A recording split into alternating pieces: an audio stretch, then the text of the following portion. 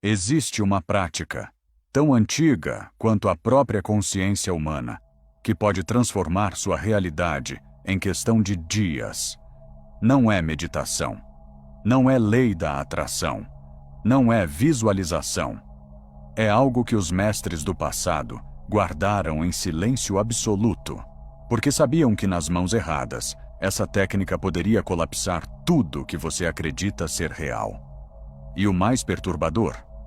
Você já fez isso antes, sem saber. Toda vez que sua vida mudou drasticamente, de forma inexplicável, essa força estava agindo. A questão é: você está pronto para fazer isso? De forma consciente. A maioria das pessoas vive presa em um loop invisível.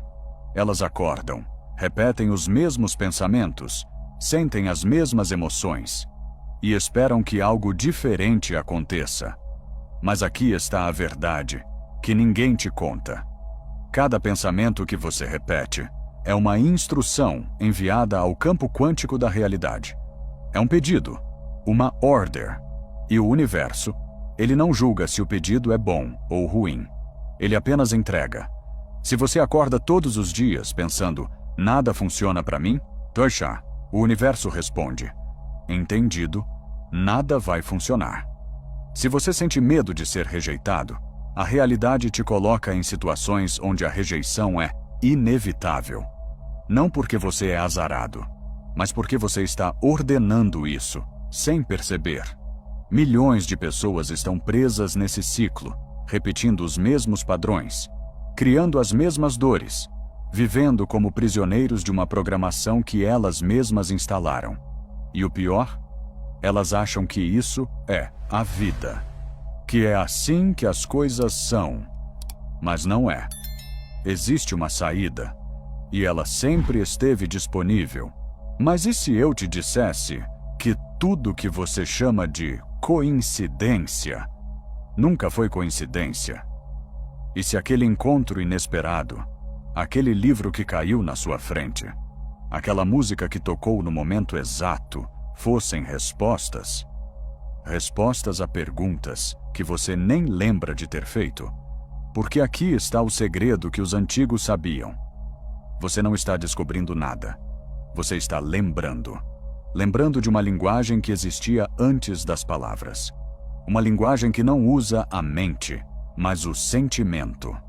Os místicos do passado chamavam isso de diferentes nomes: o Tao, o Akasha, o campo unificado. Mas todos estavam falando da mesma coisa: um oceano invisível de consciência que conecta tudo. E você? Você não está separado dele. Você é uma onda nesse oceano. E toda vez que você sente algo profundamente, toda vez que você mergulha em uma emoção com intensidade total, você está enviando ondulações por esse campo. E o campo responde. Ele reconhece a frequência. Ele encontra correspondência. Ele materializa. Mas aqui está o problema. A maioria das pessoas nunca aprendeu a sentir de verdade. Elas pensam sobre o que querem, falam sobre o que querem, até visualizam. Mas o corpo permanece frio.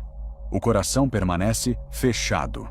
E sem sentimento, não há sinal. Sem sinal, não há resposta. É como tentar sintonizar uma rádio sem ligar o aparelho.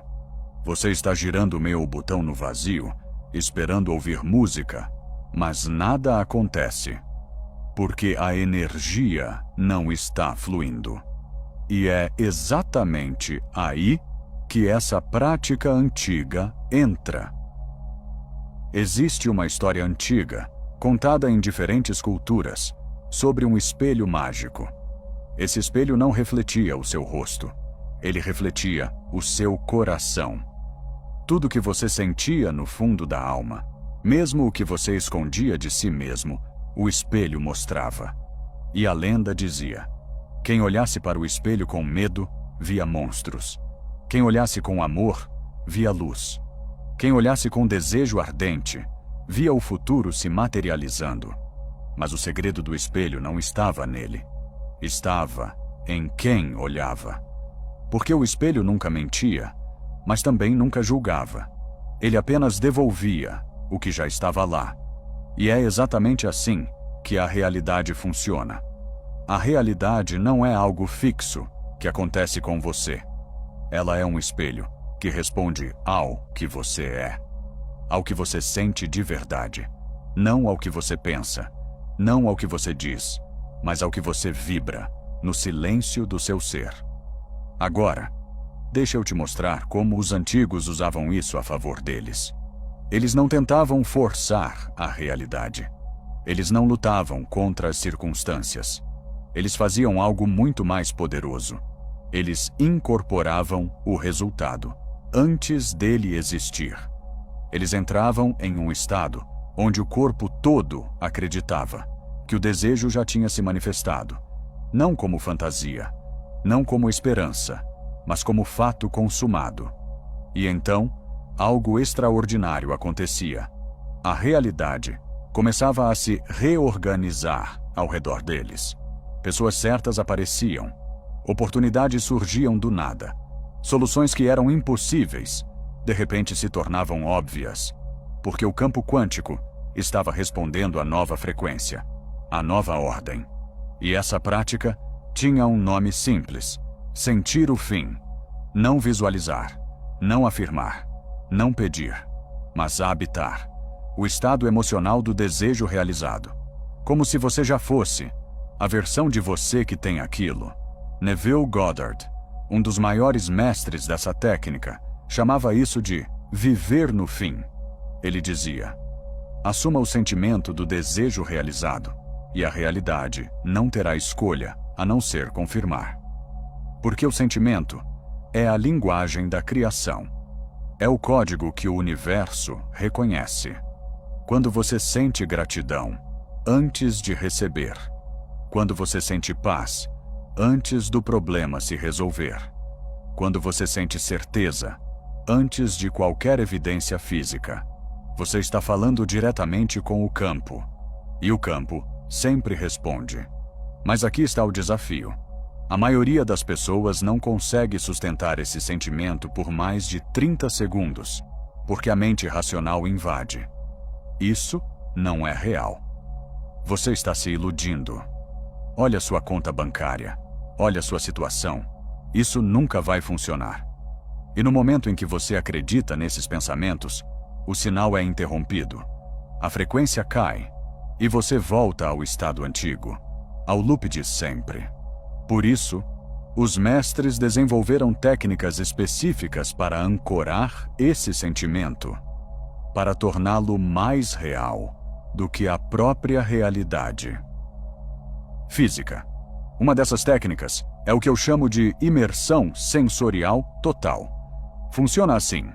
Você escolhe um desejo, apenas um, não uma lista, não 10 coisas, um desejo claro. Então, você fecha os olhos e constrói a cena do desejo realizado, mas não como observador, como participante. Você sente a textura das coisas ao seu redor. Você ouve os sons que existiriam naquele momento. Você sente o peso do corpo, a temperatura do ar, o cheiro do ambiente. E, principalmente, você sente a emoção, a gratidão transbordando, a paz profunda, a certeza inabalável. E você permanece ali, mergulhado, até que o corpo todo aceite aquilo como verdade. Não precisa ser longo. 3 minutos, 5 minutos. Às vezes segundos são suficientes, desde que seja intenso, desde que seja real para você. E aqui está o que acontece depois. Nas próximas horas, nos próximos dias, a realidade começa a se ajustar. Pequenas sincronicidades aparecem. Um texto inesperado, uma ideia súbita, um encontro casual. E você percebe que o universo está conspirando a seu favor. Não porque você pediu, mas porque você se tornou a pessoa que já tem aquilo. E o campo está apenas confirmando quem você decidiu ser. Os antigos sabiam disso. Os egípcios praticavam nos templos de Ísis. Os cabalistas chamavam de Yetzirah, o mundo da formação emocional. Os budistas tibetanos usavam visualizações tântricas